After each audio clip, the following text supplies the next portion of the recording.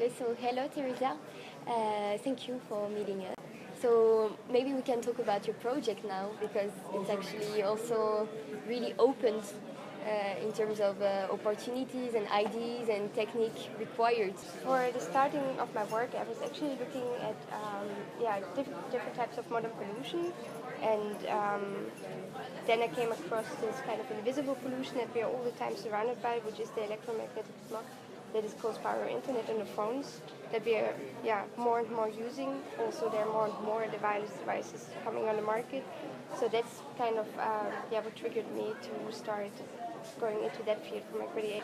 I was wondering, as you've been working with an invisible material, so it's untouchable, and of course it evokes a restraint for your process.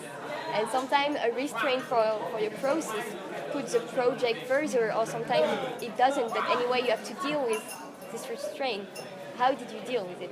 Well, actually, the invisibility of the electromagnetic radiation was, of course, the hardest factor to work with for realizing this project. Yeah. So therefore, I went to experts in electromagnetics. They helped me knowing about how to actually deal with this. With this issue, like how to measure it, and that's also what brought me actually then to this point. For instance, to make this object, to make this invisible, very hard to understand. Let's say invisible material, visible. Yeah. And then I was also wondering because we haven't talked about your project yet. So can we tell us a bit more about what you aim?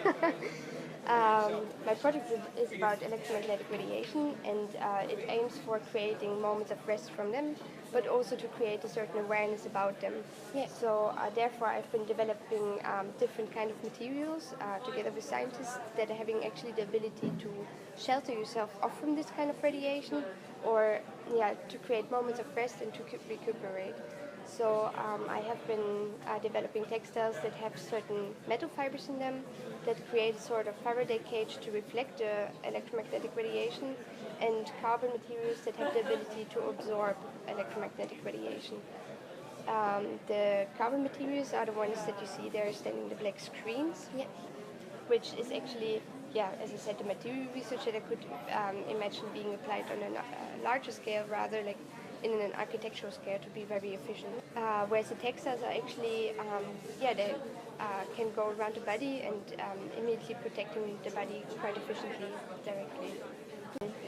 Do you actually protect yourself? Before actually I started this project, I was not completely aware